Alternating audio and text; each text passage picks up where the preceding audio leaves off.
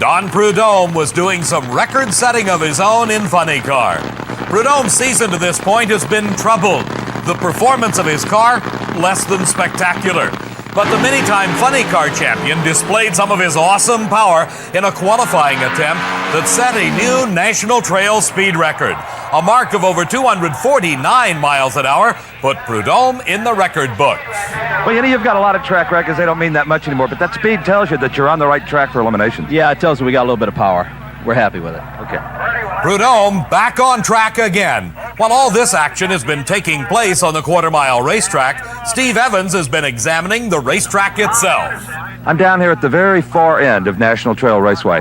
When this track was built back in the early 60s, the shutdown area was more than adequate for the cars of the period. But now, with the top classes going almost 100 miles an hour faster than they used to, you'll find a unique piece of safety equipment down here. It's called the net. In fact, in this case, it is a double net. The idea is to catch a dragster, a funny car, whatever, if the parachute and the brake should fail. How well does the net work? Well, we all found out yesterday when California funny car driver Mike Dunn gave it the supreme test.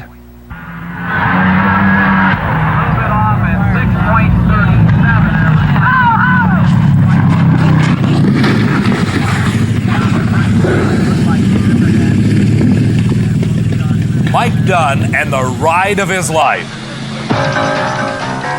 It's almost unbelievable the intensity of the fire.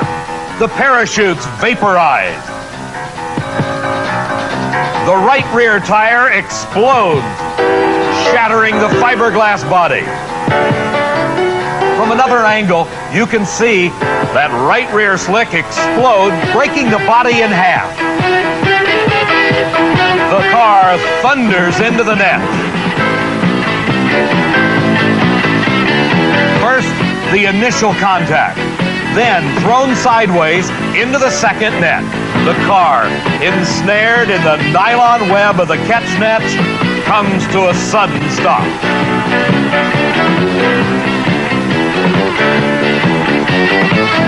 And with the smoke rising from the burning tires, engine, and grass, Mike Dunn releases his safety harness, jumps from the roll cage, and hard as it is to believe, Mike Dunn was able to run to safety. Mike Dunn, you okay? Yeah, I'm fine. It's one of the worst accidents I've ever seen at this end of the racetrack.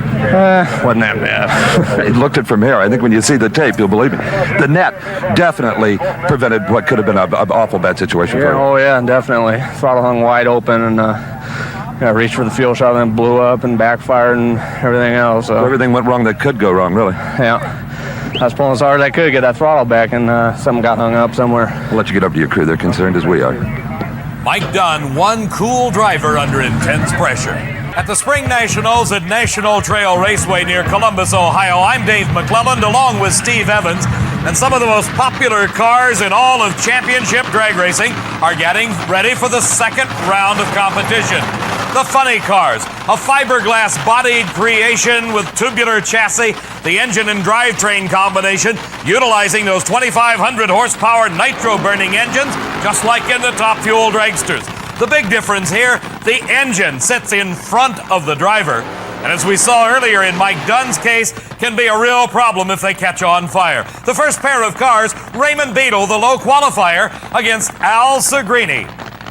Raymond Beadle from Dallas, Texas, the racing entrepreneur that has qualified in the #1 spot for Al Segrini from southeastern Massachusetts. We saw him just about a month ago win our last Diamond P Sports coverage of an NHRA event, the Cajun Nationals.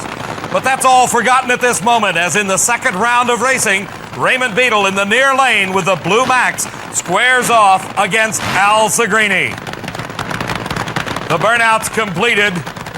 Both drivers now watching their crew member direct them up to just the right spot on the starting line, trying to find that point that will give them the most traction possible.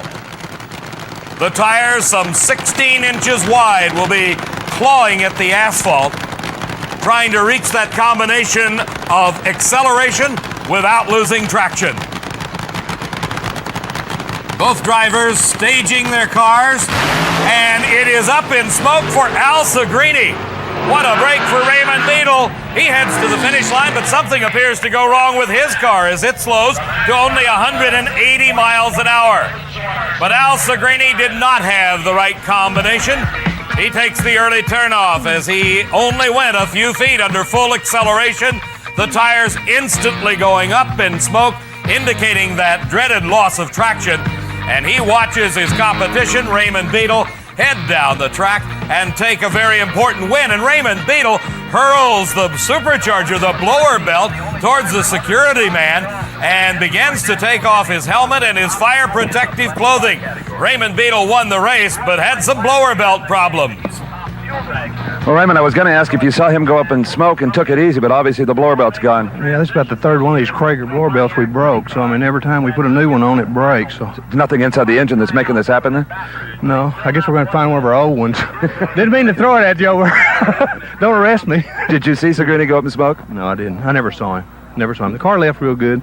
It moved through the middle real good, and it just broke about 1,000 foot. Well, it'd been almost a year since you'd sat on the pole at one of these events. You got to be pleased with the comeback here, you and your guys. Yeah, it's running real good, so no problem at all. Here, you can have this. Raymond waving the broken blower belt like a trophy to the Blue Max crew, indicating, well, gang, there's some work coming up, and some work was performed on this car. This is John Force.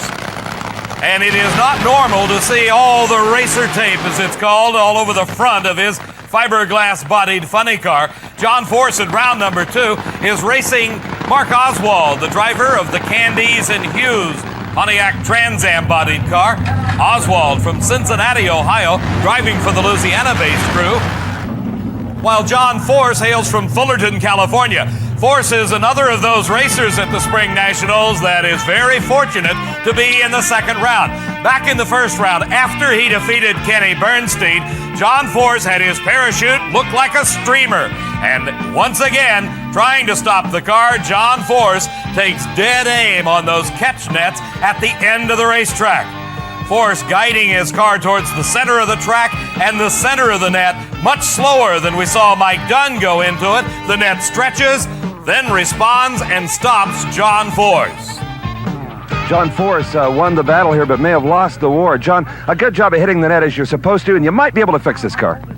We always fix them, Steve. That's true. You've done this in the past. I double-checked the chute twice. I didn't shove my cable far enough. My error. That just a stupid mistake. I knew it when it didn't blossom. I went for it again. It was just too late.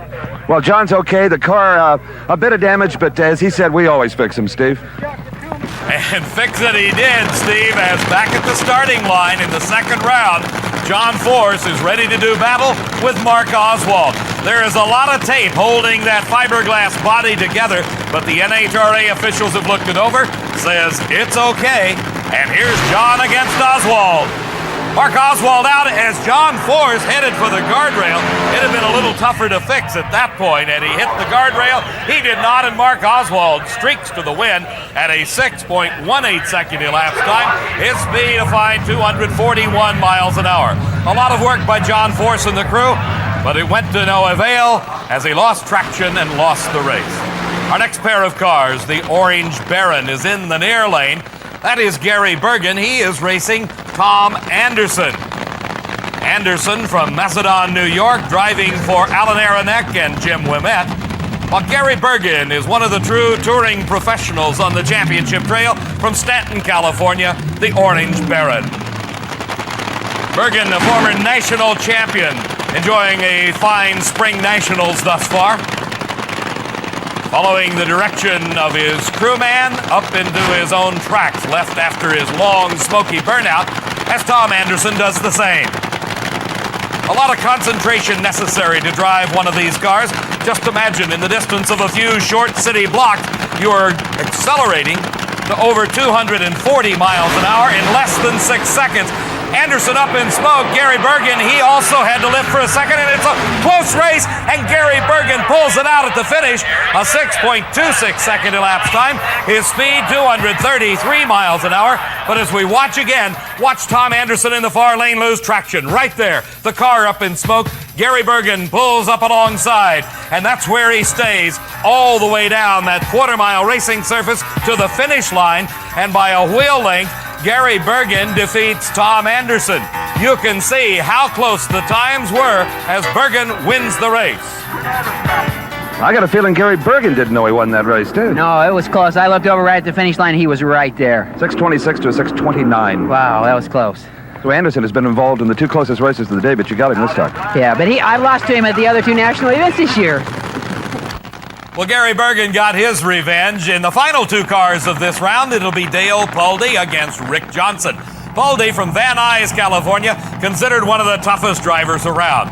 For Rick Johnson, this has got to be his lucky meet. The Utica, New York-based driver had the upset win of his career in the first round of racing as he was pitted against the new track record holder, Don Prudhomme, who had recorded a speed of over 249 miles an hour.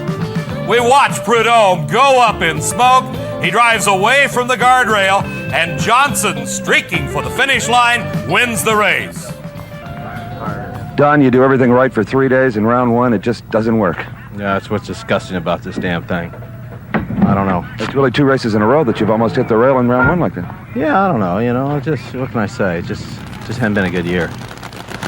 An obviously dejected Don Prudhomme, but an elated Rick Johnson in the near lane has got to tangle now with Dale Pulde.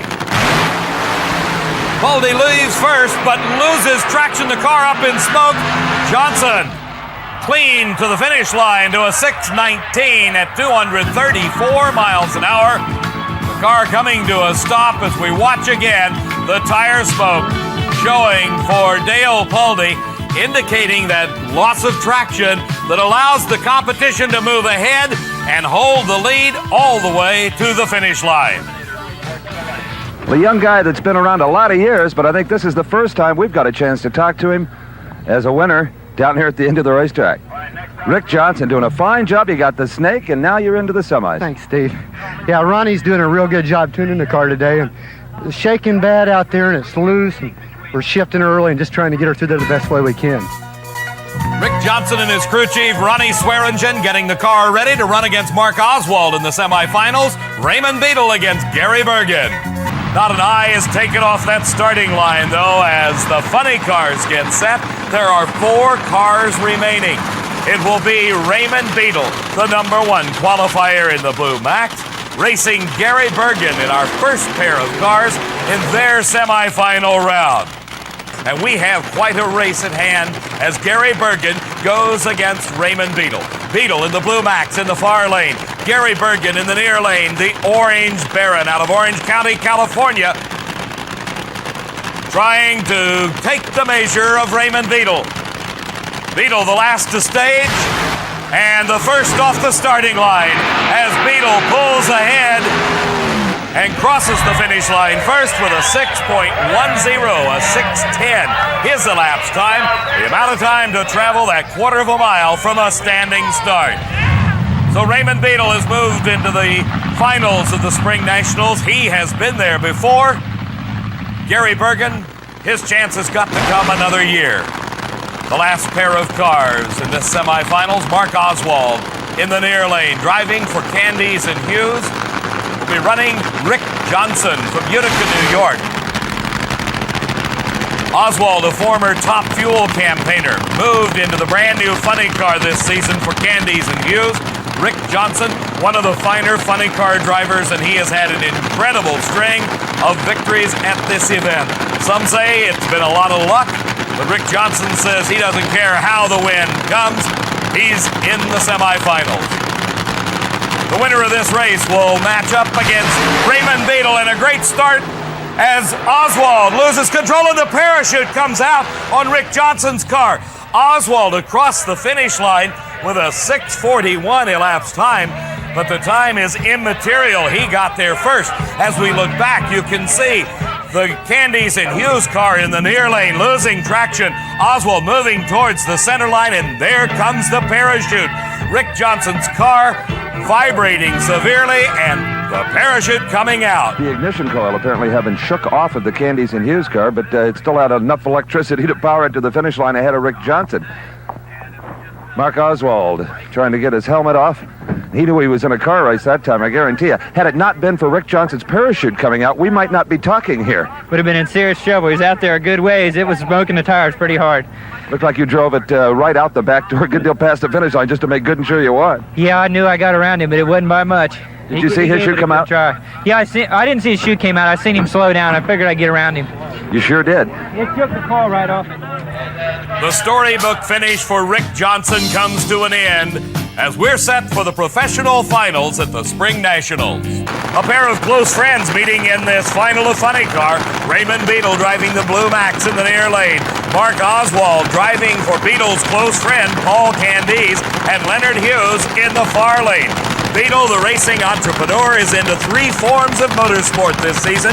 He's got a NASCAR car with Tim Richmond. Sammy Swindell drives the Blue Max sprint car, and he's won 2 races already this weekend. Can Beadle carry the string on? He's got the lead over Mark Oswald, and he pulls it out at the finish. Raymond Beadle, 6.05 seconds. His speed, 238 miles an hour. Let's watch. They leave the line almost simultaneously. But Beadle begins to pull ahead as Mark Oswald, losing traction, the smoke coming off the tires indicating they're slipping. As they slip, Raymond Beadle moves ahead, and by a big lead at the finish line, he wins. At the starting line, let's watch the reaction of the crew. Dale Emery nearest the camera. Fred Miller coming over to say, hey, we've finally done it. We have won one. So Raymond Beadle has won another Spring Nationals title. Anybody who may have thought that Raymond Beadle was spreading himself too thin with NASCAR racing and sprint car racing ought to be down here with us right now to see the man remove his mask, his first final round appearance this season, and a successful one. Congratulations, Raymond. Thank you, Steve. You had a better reaction time, a 6:05. You just had it all together. Well, we were ready for the final. You know, we was keyed up since Sammy won Friday and Saturday. Well, hopefully we could repeat, too. He's making us look bad. The fabulous fiberglass funny cars, the crowd favorites, no matter where you go. The funny cars, 16 of the best starting the first round of eliminations at the Summer Nationals. And this is the reigning world champion, Frank Hawley, driving the famed Chi-Town Hustler for Conus Coil and Minnick, the owner, and Frank Hawley, the world champion, the driver. He will be up against the beautiful orange and yellow machine in the far lane, and here is a youngster that has come along very strong since the early part of the season. This is Rick Johnson driving Fred Castronova's Custom Body Enterprises car from Utica, New York. Quite a crowd favorite here in the Northeast. Races on just about every good hot Saturday night in the summer at Raceway Park. You can tell by the sound that the funny cars are powered by those same 2,500 horsepower nitro-burning engines. The thunder that comes from those engines producing the power. And it is an awesome amount of horsepower that is necessary to get these cars down a quarter of a mile in less than 6 seconds. When you talk about the Chi-Town Hustler, Frank Hawley, you have to mention the word consistency. They picked up right where they left off, winning the first 3 races of the season. Rick Johnson, first to move in. Rick knows that the Chi-Town car will run 595, 594 all day long. He knows he has to run better than that, generally speaking. And in a lot of cases, the competition to the Chi-Town Hustler finds it difficult to move up to the performance standards set by Hawley and crew. It is Johnson and Hawley off the mark together. At the finish line, it is Rick Johnson, and what an upset. I think Frank Hawley was headed to victory at about the 1,000-foot mark, Dave. The motor went away, and instantly did the man right here, Rick Johnson, move a car length ahead. So Rick Johnson, a bit of an upset at 6:12, 236 miles an hour. I'm sure Frank Hawley was counting his round money here in the first round of racing. Not only the round money, but the valuable points leading to the World Championship. Here is the man that is in hot pursuit. The brilliant blue car. Out of South Louisiana, the team of Candies and Hughes fielding a funny car this year instead of a top fuel dragster. Their driver is Mark Oswald. He previously drove the dragster last season, moved into the funny car this year, and is one of the strongest and fastest cars on the circuit. In fact, it was here 1 year ago that he won the Top Fuel Eliminator title. Rick Johnson getting out of the Custom Body Enterprises, and it looks like he's got some problems. The heat today is almost oppressive. Temperatures into the mid to high 90s, humidity in the 80s to 90% range, and sitting in one of those fire suits inside a funny car like Tom McEwen's Corvette, it can get very warm. Tom McEwen, the opponent for the blue car here, Candies and Hughes. McEwen in the far lane doing his dry burnout, as does Mark Oswald. McEwen from Fountain Valley, California, has been racing, well, he's been drag racing since the sport was invented by old Pappy Hart in Santa Ana, California back in the early 50s. And McEwen this year really enjoying his best in a number of seasons from a performance standpoint.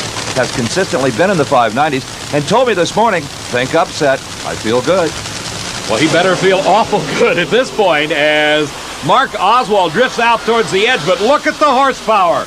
Right at the end of the quarter mile, Mark Oswald scoots by for the win, defeating Tom McEwen. McEwen made the blue car use everything they had. A 588 wins it for Oswald to McEwen's 593, so he was in that race start to finish. Look at the speed on Candies and Hughes, 248 miles an hour. Mark Oswald winning here again in the first round as he did a year ago in their Top Fuel dragster. And that has got to put some pressure onto Frank Hawley and the Chi-Town Hustler crew, because it means that Mark Oswald will continue into the second round and earn points as he goes. Next pair of cars backing up after the burnout. In the near lane, the Jim Ouimet Alan Aronek car with Tommy Anderson driving, and in the far lane, Kenny Bernstein. Kenny Bernstein, the Budweiser King car, now based in Southern California, a well-sponsored, very professional operation. But don't think this sport is strictly cubic money. You don't win on your wallet alone, as Tom Anderson here has proven so many times. Runner-up at the Winter Nationals, runner-up at another major race this year. Alan Aronek and Tom Anderson do miracles with very little backing and very few parts. For Kenny Bernstein, a full crew awaiting him back at his 18-wheeler in the pits after he completes this run. If he wins, it is get to the motor, tear it apart, look inside, make sure everything is okay, put it back together. If he should happen to lose, it's probably the same routine getting ready for the next race. The staging procedure's underway, both cars inching very slowly to get just the right spot. Anderson up in smoke, he gets a little bit shaky, and it is Kenny Bernstein straight down the racetrack. It is Kenny Bernstein rocking and rolling in that Mercury LN7 car using dual parachutes, and that is low elapsed time of the event for the funny car breed. A stunning 5.85 at 249 miles an hour. That's as fast, I believe, as Kenny Bernstein has ever gone, 249. But where did Louis T come from? He had not tipped that hand at all. Steve, when you talk about a veteran of drag racing, here is Don the Snake Prudhomme. He is the winningest fuel dragster or funny car racer combined ever in the history of the sport. His competition will be a guy from just right down the road, a neighbor in the San Fernando Valley of Southern California. That is Little John Lombardo. And quite a contrast between these two.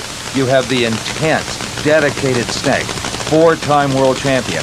On the other hand, you have Lombardo, who does this strictly for fun, but does it so well. He was low qualifier this year at the Southern Nationals in Atlanta, Georgia. And for Lombardo, he does not travel that much throughout the drag racing year. He spends most of his time racing on the West Coast, primarily in Southern California. You notice almost a total absence of sponsor names on the side of his car.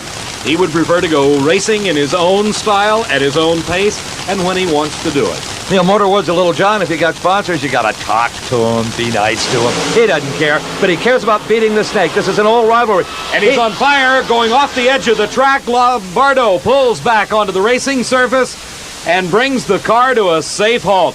The dreaded terror of all funny car racers is a fire. You see the emergency hatch coming open as he is out in the grass, coming to a stop. And Little John Lombardo coming out of the car through the escape hatch in the roof. Apparently got a connecting rod and put it to the side of the motor or out the oil pan, Dave. That's usually what would cause a fire like this, that intense, that quickly. A lot of oil under the tires. Lombardo did a wonderful job of keeping this car right side up. The safety safari team also doing their outstanding job, being there just as soon as he comes to a stop. He is just fine. Peeling off his fire suit, Don Prudhomme. Let's take another look. And here he goes. The oil comes out of the engine. The fire begins. He hits the onboard fire extinguisher systems. The fire goes out. At this point, he goes through the traps, waiting until he passes the timing lights before he pulls off into the grass area here on the edge of the track surface at Raceway Park. So Little John Lombardo, A-OK. And Prudhomme goes into round two. Mrs. John Force, backing up her talented husband, a full-time professional funny car driver, John Brute Force, also from Southern California. So important, that process of backing them up in the tracks in which they burned out. His opposition, his opponent, will be the beautiful Hawaiian Punch Car, owned by Roland Leong and driven by Mike Dunn. Mike Dunn, the runner-up here a year ago to Don Prudhomme in the funny car final. But right now, it's the first round of competition. 16 of the best funny cars in the world assembled for the Summer Nationals. Mike Dunn, lucky to be here at all. He had an awful fire at the Spring Nationals, destroyed the car. This is the new Hawaiian, and it is a tremendous race until John Force simply out-muscles him on the far end at 6:01, 243 miles an hour to a losing 6:11. John Force has been runner-up at this event. That was 3 years ago, hoping to do at least that well today, and off to a good start. A tenth of a second difference between the two cars, and you can see what a tenth of a second is at the finish line. It's like 4 or 5 car lengths, and we literally deal in tenths, hundredths, and even thousandths of a second as dividing and separating the winning and losing entries. Here is Dale Pulley, the beautiful Miller Warrior, another car out of Southern California, a very popular base for the pros due to the all-weather situation. But one guy who doesn't base himself in Southern California will be the opponent for this beautiful orange car, the Super Brute from Fabergé, Al Segrini from Easton, Massachusetts. This is his home track, and his home fans are here. Segrini has tasted the winner's circle several times throughout his racing career, but he has got his work cut out for him as Dale Pulley and Mike Hamby in the Miller High Life Warrior field one of the strongest funny cars in existence. For years, they ran an engine no bigger than 426 cubic inches, said they needed no more than that. It would run almost 250 miles an hour. Why build the big one? These are both 83 Trans Am bodied car, and either candidate for best appearing car of any drag race. 2 state-of-the-art, absolutely beautiful professional funny cars. It's a good even lead. Segrini pulls out in the early going. It is Segrini all the way. Al Segrini defeats Dale Pulley. 5:96 the elapsed time at 247 miles an hour. A 6:16 slowing for Dale Pulley as the Super Brute entry of Al Segrini now advances into round number 2 when there will only be 8 cars. In championship drag racing, it is a single elimination style of competition. First there are 16, then there are 8, then there are 4, and then there's 2. Well, here's a guy that has been number 1 3 times in his career. Raymond Beadle in the Blue Max, the one car that could get the crowd on their feet at any drag race in any part of the country. And talk about your David and Goliath stories. The red car is Paul Smith, who didn't even try to qualify until the final session last night because he figured he only had enough parts for one qualifying run. And amazingly enough, Smith has done it again. Pulled off a miracle and got into the field. Steve, one of the great problems of being a budget racer in this style of competition is, like in the first round for Paul Smith, he has to run the famed Schlitz Blue Max, and that's double tough because Beadle's got parts to burn. It doesn't matter to him if he should burn a few pistons. He can go back and replace them. For Paul Smith, he's got to win and also save the parts. The amazing Raymond Beadle. Not only does he compete in the funny car rank, he has a NASCAR car, a sprint car. Paul Smith has what you see is what you get. That's his entire racing operation over there. A very dedicated man to this sport and a good friend of Raymond Beadle's. They're off right together. Raymond Beadle with a bit of a hole shot, actually. They are nose to nose. It is Raymond Beadle in the Blue Max. And that hole shot paid off, Steve. Listen to the times. A 6:10 for Paul Smith. For Raymond Beadle, a 6:14. That means Smith actually ran the quarter-mile distance quicker, but Raymond Beadle, by virtue of leaving first, got there first at the finish line, even though he had a slower elapsed time. So Paul Smith had that miracle within his grasp. Beadle didn't outdollar him. He outdrove him in this particular situation. And here we go, the last race in round 1 of funny car competition. That is car owner Larry Kugel removing the electric starter from the blower. The engine now running on the car he calls the Sting. A new driver for this season, Ron Correnti, a native of this very area from New Jersey. And as you look underneath the upraised body of that fiberglass funny car, you see the tubular chassis, the motor sitting in front of the driver, the 2-speed transmission right under his feet. Ron Correnti has got a lot to think about just getting the car from start to finish. It's the problems that can occur that are also lurking in the back of his mind as he brings the Sting up into the water, then breaks the tires loose, and here comes the burnout. The tires heated to their maximum, and he will be backing up into his own tracks, he hopes, trying to find just the utmost of traction. And his competition will be officially the fastest funny car in the world, the national record holder at 254 miles an hour, Ken Finney out of Wadsworth, Ohio. Vinny is really an innovator, an inventor, actually. He builds his own superchargers and manifolds, capable of molding his own body. And for a guy who's only in his second year of Nitro Funny Car competition, he has done amazingly well. Two beautiful automobiles. On the near side is Correnti. In the far side, the Manhattan supply car of Ken Vinny, and they're off together. Ken Vinny noted for the top speed out of that Corvette-bodied car, and it shows once again at over 245 miles an hour. Ken Vinny takes the measure of Ron Correnti. The elapsed times, 5:91 for Ken Vinny, a slowing 6:11 for Ron Correnti. Back on the starting line, the crowd favorite funny cars getting set for their second round of competition. We're down to 8 cars remaining. Here is Vinny's bet out of the Manhattan Supply Company, racing against John Force. Vinny will be in the far lane. He's a former Southern Californian moving into the Ohio area a few years ago and moving last year into the Nitro car. John Force is one of the hardest working drag racers off the racetrack. He lets his crew take care of the race car. John's out attending to business, and you see the results of that. Many, many sponsors on this beautiful Pontiac Trans Am automobile. So it's John Force in the near lane up against Ken Vinny. Vinny driving a car of his own manufacture, the official national speed record holder. John Force moves first. A noticeable hole shot by John Force. It is Force. Boy, that is a race decided by a matter of inches as Ken Vinny. Watch now as we go back and look again. Force's car moves dramatically ahead of the car of Ken Vinny. As they progress down the quarter mile, Force with the advantage. The car beginning to lose a little traction. You see it moving on the track. Now, Vinny at this point appears to be ahead. But as they hit the finish line, the broad yellow stripe, it is John Force in the win. Moving along in round number 2 of funny car competition, it is Don the Snake Prudhomme. Now Prudhomme here in this round has drawn Raymond Beadle in the blue Max. Between Raymond Beadle out of Dallas, Texas, and Don Prudhomme, they accounted for 7 consecutive years of Winston World Championship titles. Apparently, Beadle has problems. Prudhomme in the Pepsi Challenger just takes a short burst off the starting line, then shuts it off. Steve, what could have happened to Beadle? Well, Dave McClellan, checking with NHRA's competition department, we find that, you talk about bad luck, you know how low these cars are? Well, there's a little bump where they come out of the staging lanes out to line up for their burnout and race.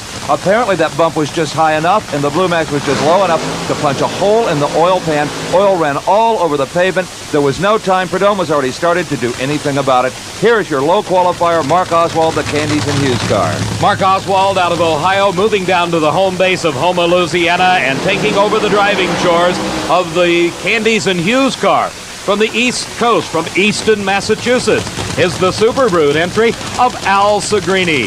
The Fabergé car, winner of Best Appearing Car in many competitions, as could the Candies and Hughes car.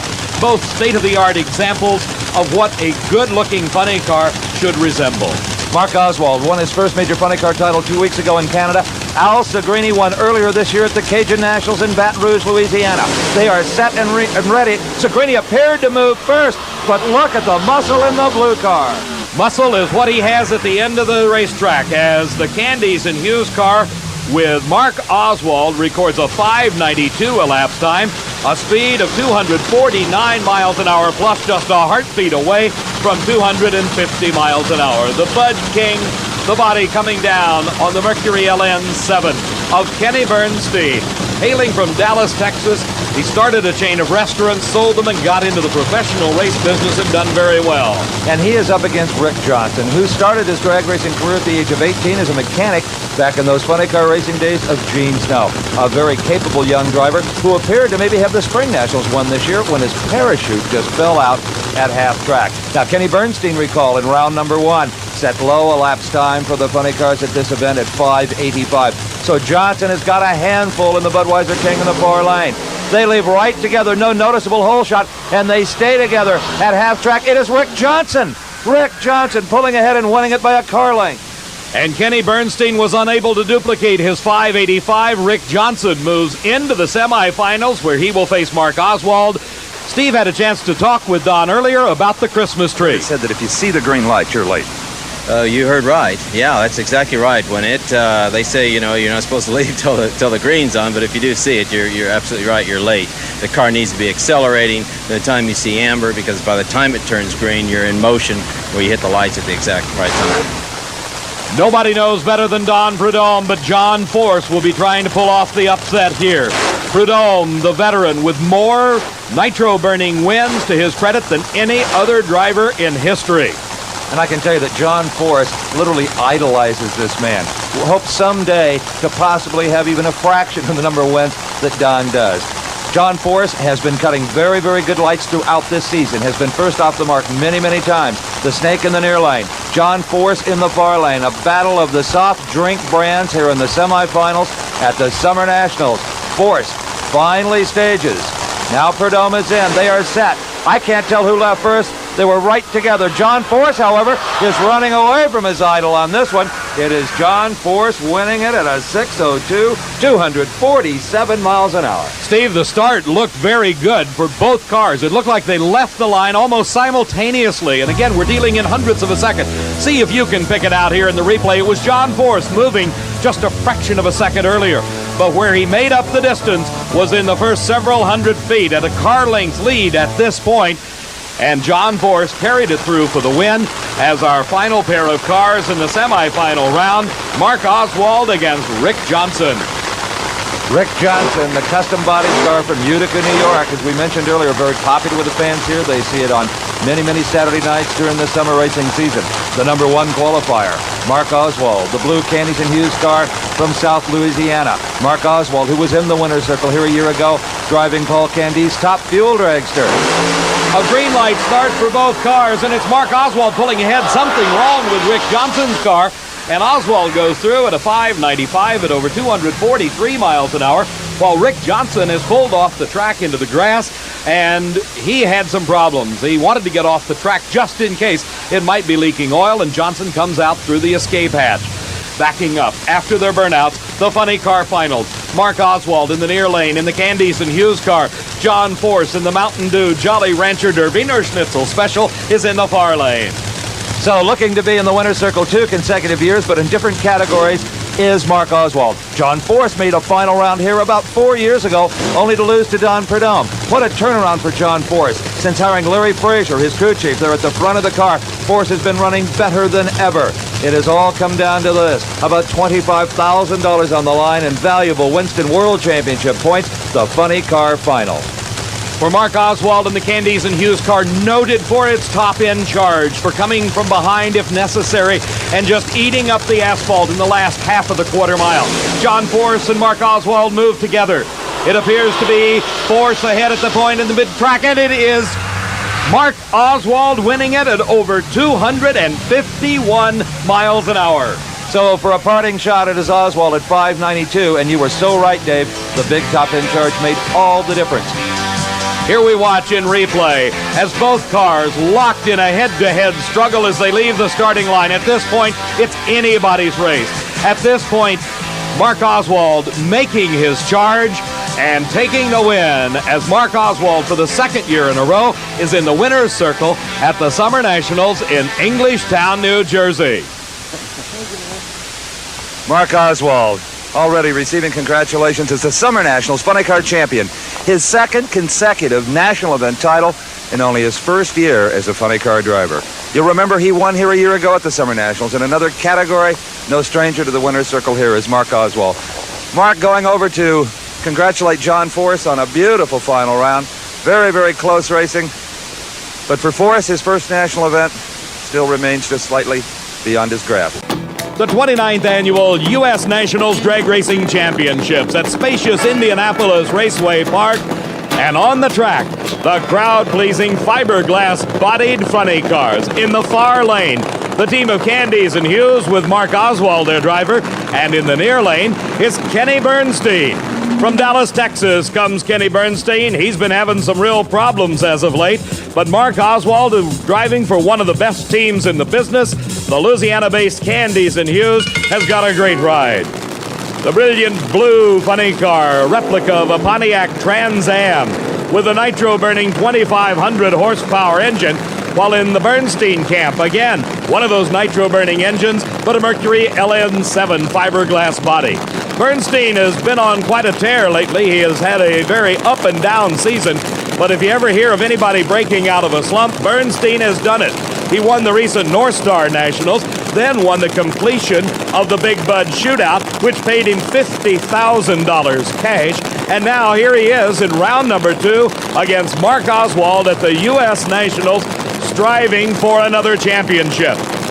Both drivers now approaching the line where the concentration is all so important. The start is everything, and it is Bernstein out first. But Oswald hot on his heels. They enter the speed trap side by side. Bernstein wins the race, but ladies and gentlemen, the fastest time ever for a funny car. Mark Oswald just ran over 257 miles an hour and lost the race.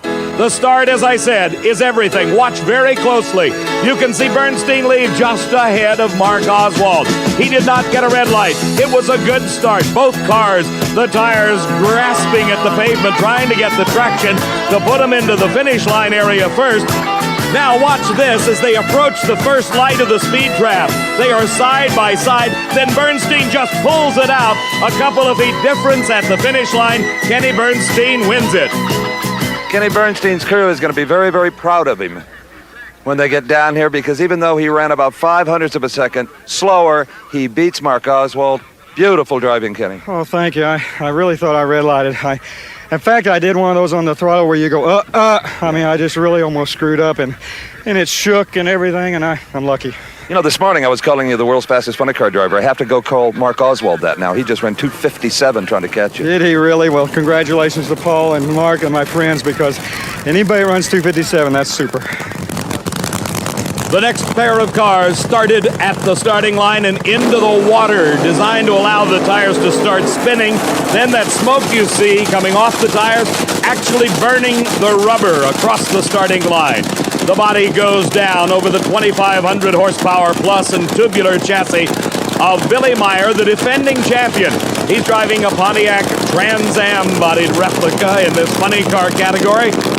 Billy Meyer took about a month and a half off. His crew returned to his Waco, Texas home, and they said, we have got to get our act together before the Nationals. He did no racing for almost a month and a half and came in here and qualified in the number 2 position. Meantime, a tough loss for Mark Oswald.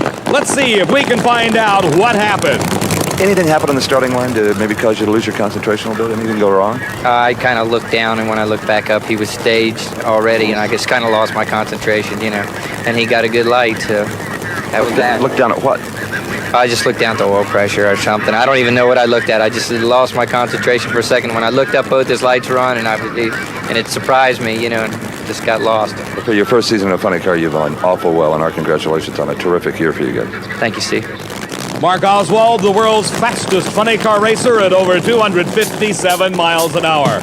On the starting line, John Force from Fullerton, California, a touring racing professional, is taking on the defending champion from Waco, Texas, Billy Meyer. Billy started his career at the age of 16. He has never driven anything but a funny car. And look, there's problems with the Billy Meyer car. The crew raising the fiberglass body to gain access to the engine.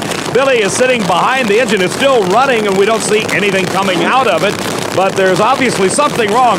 A very animated Billy Meyer trying to point and relay with hand signals. Something's wrong with that racing engine. The crew looking over the fuel lines.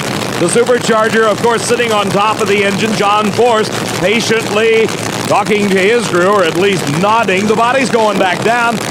Starter Buster Couch checks it to make sure it's A-OK and hooked at the front. And Billy Meyer, your number 2 qualifier, has got problems. If Mark Oswald lost his concentration by looking at his oil pressure, think what Billy Meyer's going through right now. He smokes the tires off the line. John Force, a little loss of traction, but he recovers quickly. And John Force wins the race, 5.90 seconds at a speed over 236 miles an hour. But the number 2 qualifier, Billy Meyer, even in defeat, has proven something to himself and to his crew that they are on the road back. The defending champion going out here in the second round of racing at the U.S. Nationals at Indianapolis Raceway Park. The funny cars, the true crowd pleasers as our next pair. The engine's already started and the tires are smoking. Let's go down and talk to John Force. Well, John Force powers his way past Billy Meyer and into the semifinals. Good weekend for you so far, John. Well, I think it hurt itself there. I heard some noises. It wasn't a rod or nothing, but a valve broke or something, or a push rod or a spring or something. But yeah, Myers had trouble up there, and it just gave me a little time, to do a little thinking about that tree. I think, Steve, that tree's my biggest enemy. It scares me more than any racer I've ever raced, more than Prudhomme, more than McEwen. But I got me a little friendly deal going. If that tree will just hang on a little bit better, we'll share the money here. Well, John Force has had his share of problems with the Christmas tree. Either he's too early in red lights or he's too late and the competition wins. But he seems right on target at this 29th annual U.S. Nationals. Another racer that's right on target is the driver of the Mercury LN7 bodied car, Tom Anderson. The team of Alan Aronek and Jim Ouimet have a great driver in the Macedon, New York-based Tom Anderson. He'll be racing against another East Coast stalwart, Al Segrini from southeastern Massachusetts, who in the first round of competition drew the toughest nitro racer of them all, Don the Snake Prudhomme. Prudhomme from Granada Hills, California, has won more national titles at the wheel of a nitro-burning funny car or dragster in the history of the sport, and what a race it was. As Don Prudhomme with the lead, and then a small fire, the engine lets go. Segrini burned some pistons and won the race at 5.97 seconds, and Prudhomme went out in round number 1. As we watch again, the two cars are just like they're locked together when they leave the starting line. Don Prudhomme and Al Segrini. Prudhomme losing traction just a little bit. And now, as they near the timing traps, the smoke starting to come out of the right-hand side of Prudhomme's car, and then the fire erupts, and Segrini sneaks by with a 5.97 to Prudhomme's losing 5.96 seconds.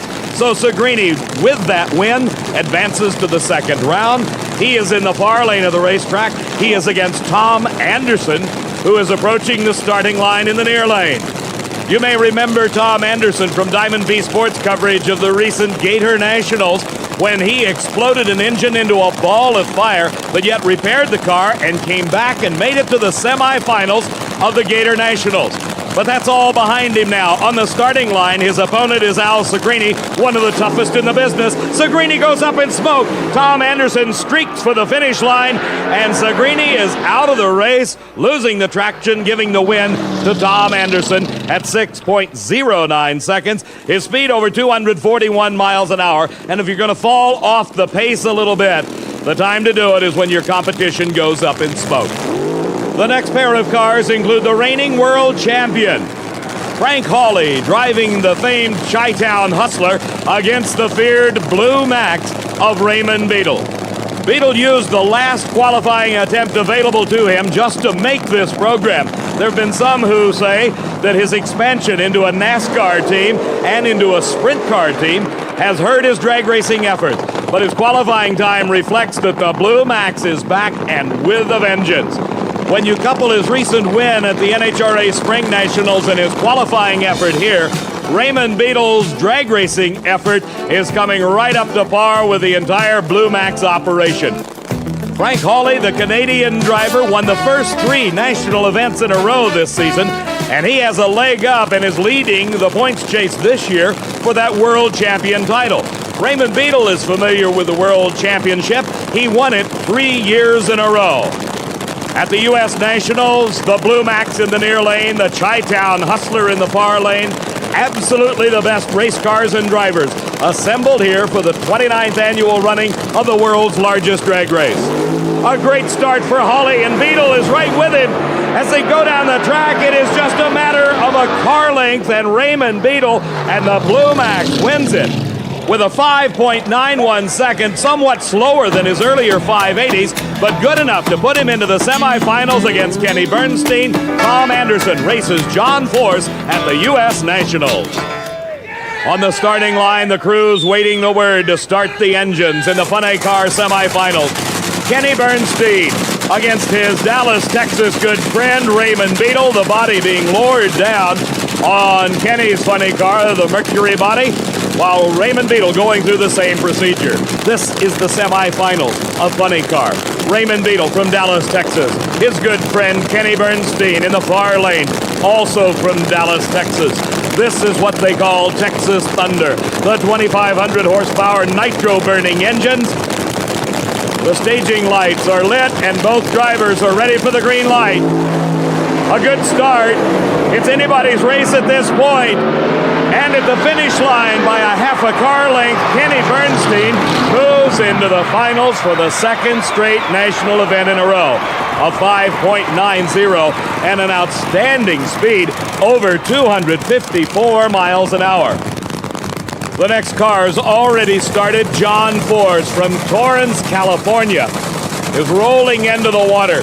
John, in the semifinal round here, must win this race to have the right to meet Kenny Bernstein in the finals. Bernstein has been on quite a roll over the last few weeks. Kenny Bernstein's first words coming out of the car, that was a drag race. And that it was, as Raymond Beadle comes over, congratulates his old friend. Kenny Bernstein with a 590 goes into the funny car final. And you want a little perk, want a little bonus here? You backed up the official national record. Right. The speed, 254. All right, super. That was nice coming. Doesn't pay anything, but it looks good in the book. Doesn't pay nothing, but that's all right. We'll take it. That was a race. I mean, a race. I knew it was just right there. What can I say? It's going good. One more time, Steve. One more, I hope. You were right on the light again, too. Well, I don't know. Maybe the vitamins I took this morning, huh? I don't know. A very happy Kenny Bernstein. That record that Steve is talking about was a 254-mile-an-hour run set earlier by Bernstein in qualifying. Here's the car of Alan Aronek and Jim Ouimet. Tom Anderson is the driver. He is racing John Force, about as far apart across the country as you can get. From New York State to California, they all assemble at Indianapolis Raceway Park for the U.S. National. And John Force bit by the Christmas tree ever so slightly again as Tommy Anderson. A tremendous start for Anderson, and it paid off at the finish line. Look at the time, 5.86 seconds. He'll have lane choice as he goes into the final against Kenny Bernstein here at the U.S. National. 1 year ago, Kenny Bernstein and Tom Anderson were racing teammates. They have gone their separate ways. Now they're in the final of the U.S. Nationals. The funny car title on the line. In the near lane, it is Tom Anderson. In the far lane, Kenny Bernstein. They're off the line together. Anderson has to back out of it, and Bernstein pulls ahead. He holds on for the win, and it is Kenny Bernstein, the champion. The crew realizing that in 3 short weeks, Kenny Bernstein has won over $100,000 in cash. Bernstein, the U.S. Nationals funny car champion. The body comes up, soaked with oil. Kenny Bernstein screaming, unbelievable. If you've been following NHRA drag racing over the last few years, you know how hard this man has struggled. How many times he's failed to make the cut, not qualified, occasionally stepping up and winning one of the races, but nothing like this. Not the U.S. Nationals, Kenny. Congratulations. It's me. It's just, I'm speechless. Does that happen, I guess? That's not you. No, I know. Phenomenal. Just, it's just 2 days in a row in this thing, the U.S. Nationals. How long has it been? Years and years and years. But boy, a crew, I got to give it to them, Armstrong. Do it. The whole weekend, the whole guys, they did good. The nitro-powered thunder of the fiberglass funny cars, the Budweiser King, Kenny Bernstein, as we pick up action in round number 1. And Kenny's competition will be the 3-time world champion, the Schlitz Blue Max of Raymond Beadle from Dallas, Texas. The burnouts are maybe even more important for the funny cars. They've got to have traction. The engines are in front of the driver, further out on the chassis. They don't have quite the weight over the rear wheels. What a season it has been for Kenny Bernstein. He had a horrible start, then comes back to win the U.S. Nationals, the Big Bud Shootout, and $80,000 in one weekend. Raymond Beadle with the escape hatch up to let some cool air in and the smoke out. The burnouts, a lot of people think, are just a waste of rubber, but they are not. The tires are actually designed to work when their temperatures are very hot, and the only way you can get them hot is to start them spinning and actually burn the rubber off of them, and here they go. Kenny Bernstein was away first, but Bernstein suddenly having problems. Raymond Beadle at half track takes the advantage and wins it. Raymond Beadle in the Blue Max at 5.90, 243 miles an hour. Raymond Beadle goes into round number 2. Beadle was the 4th qualifier at 5.88, so it doesn't quite match that time, but has got some reasonable consistency going for him anyway. Here's a man from the West Coast that has no major sponsorship other than his own. He races for the fun of it, and he is certainly one of the strongest racers going. That's Little John Lombardo. His competition is a known quantity. The Team Strange entry of Farconis, Coyle, and Minnick. They call it the Rislone Chi-Town Hustler, with Frank Hawley, the Winston World Champion, at the wheel. You'll remember our telecast a year ago here at Orange County. It was Frank Hawley, this man, the underdog, battling for the world title. He won it here in the final race of the year. He comes in already the world champion, as Little John Lombardo well knows. Frank Hawley has clinched it on points already. The bonus money from Winston, some $40,000, is already his. Little John Lombardo qualified number 6, Steve, at a 5.88. Hawley off the pace a bit for him at a 5.95. So Little John's got the performance edge going into this first round. Can he use his considerable driving skills to get him a win? We'll see. Frank Hawley, early in the season, amassed those points on consistency. Everybody's running quicker now. It is Lombardo up in smoke. Hawley has problems. Hawley off the throttle and does not get back on the gas. For some unknown reason, Frank Hawley lifted a bit as he got close to the center line. Had he got back on the throttle, he probably could have driven around Little John Lombardo, but he did not. Lombardo wins it at a very slow 7 flat, but it doesn't matter. Lombardo goes into round 2, and the newly crowned world champion is on the trailer. The Canadian Frank Hawley is done for the day. This racer, John Force, out of Southern California, has a multitude of sponsors. Der Wiener Schnitzel, Stop and Go Market, Mountain Dew, Jolly Rancher Candies. But John Force has become a force to be reckoned with. He is certainly one of the most competitive racers on the national event circuit today. His competition is Joe Pisano, with Trip Shoemake at the wheel, a former Southern Nationals champion. Shoemake and Pisano teaming up for the 83 season. In fact, it was Trip Shoemake who won the event title here 1 year ago, driving the Team B car of Billy Meyer. That is Larry Frazier, who has made the difference, John Force will tell you, in his effort. Frazier has wrenched this car to over 250 miles an hour this season. Force can now concentrate on driving and not worry about making the horsepower, because Frazier has plenty of it under the sleek hood of that Pontiac Trans Am. The far lane is Trip Shoemake. The near lane is John Force. First round of funny car action. They leave right together. John Force starting to pull ahead. John Force dominant here in this matchup at 580. 247 miles an hour. 580, 247 for John Force. Force was the number 3 qualifier going into that race, Steve, at 578, and that's somewhat remarkable that the time in competition is that close to the qualifying time. And coming to life, the engine of the number 1 qualifier, Don the Snake Prudhomme. The only man to ever win 4 funny car world titles. He qualified number 1 at a 574. Prudhomme told me earlier, Dave, that he just took all his fuel systems, all his combinations, put them in the bag, shook them up, poured one out, and it was either going to blow or go.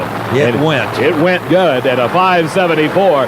But now the question is his longtime nemesis, and if you've been following the sport of drag racing for the past 2 decades, the name of the man in the far lane, Tom the Mongoose McEwen, brings back memories of all sorts of race cars. He is one of the more versatile drivers ever to grace a quarter-mile racetrack, and this matchup of the Snake versus the Mongoose goes back a good 20 years. You bet it does. In fact, 18 years ago, Tom the Mongoose McEwen won the first race ever held here at Orange County International Raceway, and there's a good chance that this will be the last race ever held here, as the property has been deemed useful for commercial and industrial purposes. So McEwen would really like to win this one too, have both ends of that legend, Don Prudhomme. Tom McEwen is away first, but smokes the tires. McEwen used the Snake up on a starting line, but didn't have the clutch and tire combination. It is Prudhomme at 580, 245 miles an hour. Don Prudhomme, parachute out, slowing for the turn. He goes into round number 2. Well, I'll tell you, it's going to make for a great second round with the performances of these cars here in round 1, with a 580 by Force and a 580 by Prudhomme. Let's see how the Chief Auto Parts 7-Eleven special of Billy Meyer from Waco, Texas fares in this first round of funny car competition. Well, what a contrast you've got here. Billy Meyer with the epitome, the state-of-the-art in a funny car machine up against mighty Mike Van Sant, which is probably the oldest active funny car in the country.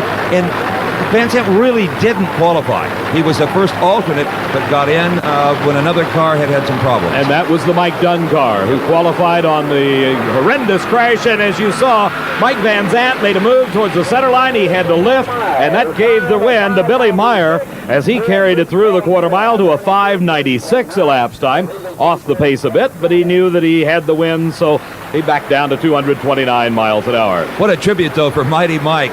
A 6'10" at 227 miles an hour. If he hadn't lifted, he might have beat him. Our next pair of cars, we find the Miller High Life Warrior of Hamby and Poldy. Dale Poldy, the driver, Mike Hamby, his partner. And this is one of those touring cars that goes anywhere a major race is. Covers the country from coast to coast and border to border. And Mike Hamby and Dale Poldy have been traveling this circuit for several years. Well, the same thing could be said about the beautiful multi-hued green machine in the far lane. The Super Brute from Fabergé, Al Segrini. Segrini won the Cajun Nationals this year. The pre-stage lights are on. Segrini moves into stage. Poldy's in. The pro start. Identical reaction times for both drivers in a close race as they get to the finish line. Al Segrini pulls it out of 5:87 at 244 miles an hour to a losing 5:93. Just a few hundredths of a second make the difference at the finish line. It was about a half a car length, and Al Segrini advances into round number 2. And our next pair will find this man. Talk about veterans. He's been doing this for 25 years. Henry Harrison, originally from Arkansas, has been living in Southern California the last 10 or 15 years, bouncing to a stop. His opponent over in the far lane, Sherm Gunn, who builds race cars for a living. And this is the first time that Sherm in that far line has ever qualified for a national championship event. He was an alcohol racer for a lot of years, had alcohol in that tank, and there's a bit of a transition to nitromethane, and Sherm has finally made it work. Steve, this is a brand new car for Sherm Gunn. In fact, its debut performance qualified him in this very tough field. But for Henry Harrison, it's just another mark in a long and checkered career. I think Henry Harrison has driven practically every type of drag racing vehicle known. I can remember him in Arkansas driving the fuel altereds, driving roadsters, driving anything, top fuel dragsters. Now at the wheel of the funny car. It is Sherm Gunn away first. Sherm Gunn in the far lane, and it is Sherm Gunn. The first win light in his professional drag racing career. A good race, a 6:04 to a 6:10. Our next pair of cars, the engines coming to life as the electric starters spin over the superchargers. That then spins the engine over, and as they throw the switch, the nitromethane fuel coming to life in our next pair. This is Gary Dencham. He is a school teacher during the week, but a hardcore drag racer on the weekends. It was 2 years ago that Gary had an engine explosion and fire that literally burnt the funny car to the ground. But persevering as he does, Gary Dencham put it back together, and within just a few short weeks, he was back racing again. With the help of his industrial arts students here in Southern California, he did all that. His competition will be Denny Savage. For years, a rented driver, a driver for hire, and this is the first weekend he has ever driven this car, the custom-bodied special from Utica, New York, owned by Fred Castronova. And Denny's done a wonderful job. His young crew chief out in front is one of the youngest of the professional crew chiefs, Ronnie Swearingen, only about 23 years of age. This was an all 5-second field in qualifying, and Denny Savage brought up the number 16 spot at a 5:96. And considering it's the first race for him in that car, a very creditable effort for the Utica, New York-based Custom Body Enterprises car. Denny Savage in the far lane as Buster Katz sets him. In the near line, the black car of Gary Dencham. Pre-stage both drivers. Dencham the first to move in stage. Savage is in, and Savage leaves first by 4/100ths of a second. Savage getting close to the center line. The escape hatch blowing out of Dencham's car. It is Denny Savage on a ball of smoke at 6.18 to a quicker 6.15. So indeed there was a hole shot. 231 miles an hour as Carl Olson, one of the NHRA officials, wanders off with the escape hatch. He'll give it to Gary, and he'll just plug it back in. A little bondo, it'll be all right. As this crowd is sitting and waiting, coming up out of the staging lanes now are those fiberglass replicas of late model American and foreign cars. known as the funny cars. They've got 2,500 horsepower engines in them, and the number one qualifier is taking on Al Segrini. Segrini driving the Fabergé Super Brute car. Hails from Easton, Massachusetts, and if you ever wanted to have a matchup of East versus West, I guess this is about as far as you could go, because Don Prudhomme hails from Granada Hills. The four-time world champion, Don Prudhomme, we mentioned earlier, really struggled this year until all of a sudden he stepped up here to qualify number one at a 5:74. Now, Prudhomme holds the national record at a 5:63, the quickest elapsed time ever run. Al Segrini won the Cajun Nationals this year. The funny car titles were more evenly distributed than was Top Fuel. Quite a few different winners along the trail. But as we told you also, the Chi-Town Hustler is the new world champ, Frank Hawley, for the second year in a row. He is out now. We're racing for the event title and some $20,000. Don Prudhomme at the wheel of the Pepsi Challenger. Approaching those light beams, stretching across the racetrack, and look at Al Segrini with a hole shot.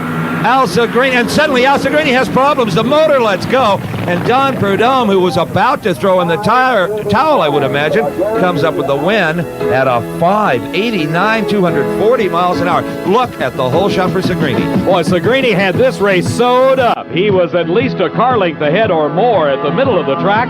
He starts to smoke a little bit. You can see the piston smoke indicating there are some problems, and the problems gave the win to Don Prudhomme.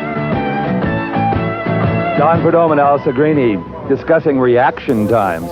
Segrini's the better of the two. In fact, an outstanding reaction time for Al Segrini. Our next pair, John Brute Force, and he has been having quite a season. His crew chief, Larry Frazier, has made all the difference in the world for Force. He is gaining confidence in his driving abilities.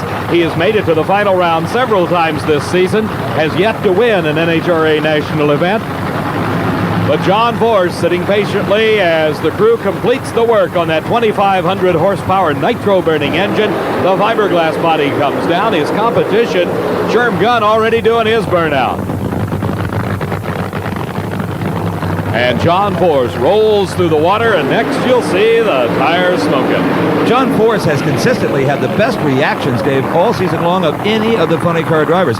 An occasional red light in there to mar that, but if you're not pushing the light, you don't red light once in a while, maybe you're not on time. John Force. Sherm Gunn, a chassis builder by trade, built this car specifically for this event. A brand new race car for Sherm Gunn.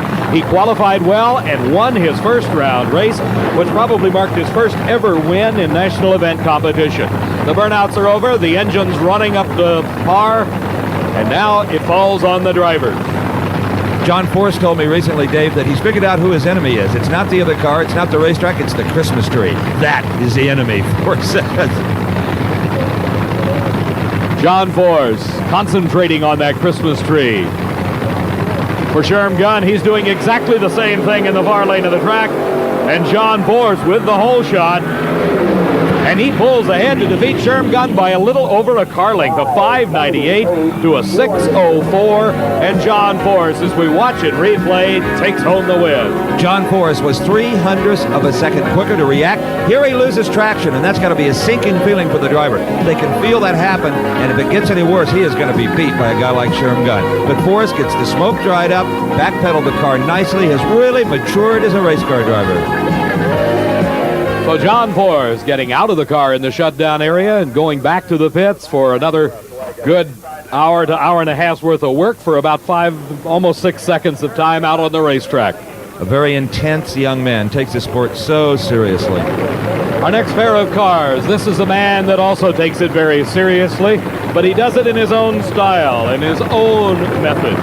Little John Lombardo, he hails from North Hollywood, California, and you can tell by the absence of all the sponsors' names on it, he wants Little John to get the recognition, and that's what Little John gets. Billy Meyer, a full-time pro who first made an impact on this sport right here at Orange County International Raceway when he was only 18 years of age, winning the famous Manufacturers Championship funny car title for 7-Eleven stores, Cheap Auto Parts, the Southland Corporation. A good look at the Christmas tree starting system, the top yellow lights of the pre-stage. When all four top yellow lights are on, we get the pro start 0.4 of a second between amber and green. Billy Meyer with the wheels in the air. Little John Lombardo, Little John goes farther in national event competition than I can ever recall.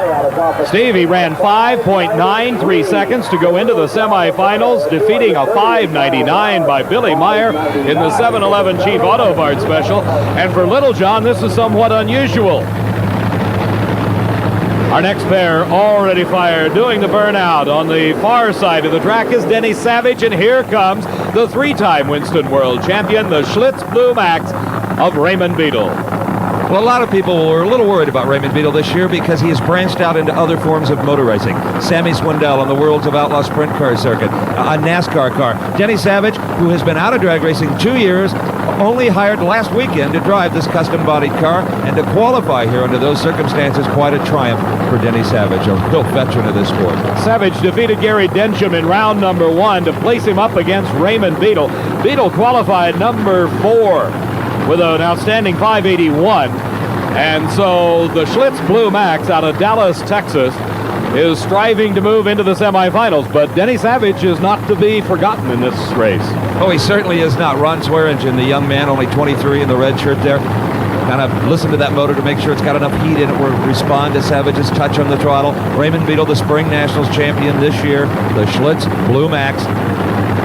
Beadle, no better driver, no calmer driver, certainly. Ice water for blood. Denny Savage, an excitable type sometimes. They get away pretty close together. Savage had the hole shot by 100th of a second, and look at him hold on, and in fact he pulls away at the finish line. You talk about upsets. Denny Savage just laid away the Schlitz Blue Max. As we watch again, you see the very slight advantage off the starting line. It couples up with a 5.93 elapsed time. Beadle actually has a lead at this point by about a half a car length. But look at Denny Savage, his speed 242 miles an hour as he crosses the finish line at the end of the quarter mile, 1,320 feet away from the starting line. Raymond Beadle takes off his helmet and fire sock. Denny Savage, a long-time professional driver in this sport who just took over the reins of this race car, and you find yourself in the semis. You've really struggled in qualifying. Did your wildest dreams for you to get this far? No, I really did. I really did. But, you know, we're there, so what can I say? Okay, good luck with this car. So the crew coming to congratulate Denny Savage, driving Fred Castronova's car. Raymond Beadle out of competition, as we will be moving shortly to the semifinals of Funny Car Eliminator, where John Force will be running Don Prudhomme, and Little John Lombardo will run Denny Savage. Earlier in Funny Car qualifying, we had one of the most spectacular engine explosions ever in drag racing history, as Mike Dunn at the wheel of Roland Leong's Hawaiian Punch Special approached the finish line, and then it let go. It's with great pleasure I stand next to a hale and apparently healthy Mike Dunn. You okay? Oh yeah, I'm all right. Just got a sprained left index finger and my knee's a little sore, but other than that, I'm fine. You had no warning at all? No, the car was running real well. We had changed, actually we changed the piston. We went to higher compression. We were just trying things, and it left real lazy, and then half track it really started to make a charge, so I thought I'd run her down there and see what it'd run. And I laid down just for an instant and then blew up. I didn't really have time to react, and it immediately put oil on my visor, and I couldn't see, and I just reacted to the way the car went. You appeared to be trying to drive it until it rolled. Well, actually, what had happened is I was worried about getting into Al Segrini's lane, the person we were racing, and that was my main concern at first. And so, being that I couldn't see, I was just reacting. I was actually probably overcorrecting for the way the car moved, just so that I didn't want to get into his lane. And evidently what happened is the motor went over on top of the fuel tank and then went off the side of the tire, and that's what rolled me. I thought I'd went off the side of the track and hit something. That's what rolled me, because it wasn't really that far out of control at that time. And on the first roll, the roll bar hit as hard as it possibly could have. Oh yeah, it definitely hit hard. Luckily, nobody home up there, so it didn't hurt me up there any. It says an awful lot for the men that make the rules. Oh yeah, definitely. I'm living proof of how safe these things are. You know, just take a look at all my reruns, right? And you can't say enough about the safety features of the car, the roll cage, full roll cage, and everything else. Any type car, something like that, crash like that, the driver would be lucky to walk away with it. And I've done it, twice, so they're definitely safe. The bodies come down on our funny cars as we get set to go into the semifinal round of competition. It'll be John Brute Force in the Tower Lane, a native Californian, a former truck driver who about 10 years ago decided he wanted to make his living in this sport, and it has been not easy for John. He has really struggled, gone through an awful lot of equipment. A good businessman, as you can see by all of the logos and sponsors on his race car, and he's finally got the performance to back it all up. He'll need it because he has to race the number 1 qualifier, the 4-time Winston World Champion in the Pepsi Challenger, Don the Snake Prudhomme. Prudhomme is only... And Don's got something coming out of the car. You can see there is fluid, liquid of all types coming out. He quickly shuts it off, and the car is on fire. It is the nitromethane fuel, apparently a fuel line split. Prudhomme comes out of the car, crawls away on his hands and knees, and Bob Brandt, his crew chief, quickly hitting it with a fire extinguisher. They back the car up, and no damage to either the car or Don Prudhomme, but what a break for John Force. Oh, John Force in the far lane will waltz his way into the final round.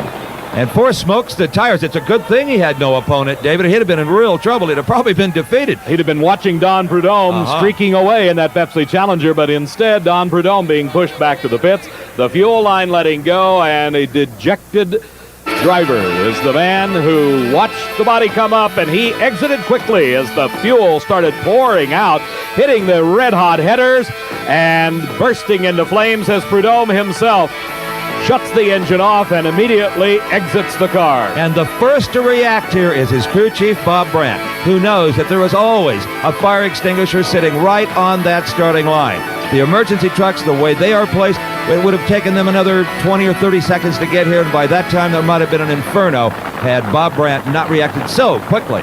The remaining pair in the semifinal round, Denny Savage at the wheel of the Custom Body Enterprises car of Fred Castronova. As we've told you, Savage in this car for the first time driving this race. And little John Lombardo has an opportunity here to make his first ever final round. He qualified number 1 at the Southern Nationals earlier this year, but has never made it as far as the finals. Little John Lombardo is away first. Savage pulls up even. It is gonna be little John Lombardo by a little over a car length. Pat Galvin celebrating, the crew chief along with Donnie Couch as they head for the truck. Little John from North Hollywood makes his first final. A fine time for little John Lombardo at 5.90. He figured out what has become a relatively tricky racetrack. As we get set for the funny cars, and here is John Force. Neither of our funny car finalists have ever been in the NHRA Championship winner's circle. Not little John Lombardo here with the body being latched down, nor John Brute Force.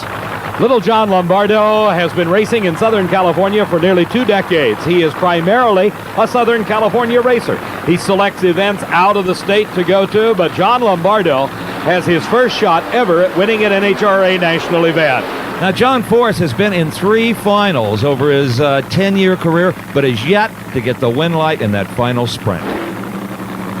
The burnouts are over. All the work is completed. The crews directing their drivers up to that starting line marked by the yellow stripe across this very sticky asphalt. Little John Lombardo in the far lane, John Force in the near lane, and staging very carefully into those light beams. Both drivers set, and an advantage for Force, and he goes up in smoke. Now Little John goes up in smoke. It's a race to the finish line, and it is Little John Lombardo pulling it out. A tremendous race. Only a 6:32 for each driver, but times don't count. It's who gets to the finish line first. And it still takes a driver in one of these cars, no matter how sophisticated they get. They leave right together. Force in the near lane will be the first to lose traction. There, too much power for this racetrack. Right now, Force feels, I've lost. But little John Lombardo goes up in smoke. He recovers and pulls out by 1 car length the victory over John Force. Little John Lombardo, a mainstay here at Orange County International Raceway, only makes 2 or 3 of the national events out of state. Lombardo, even he has got to be excited.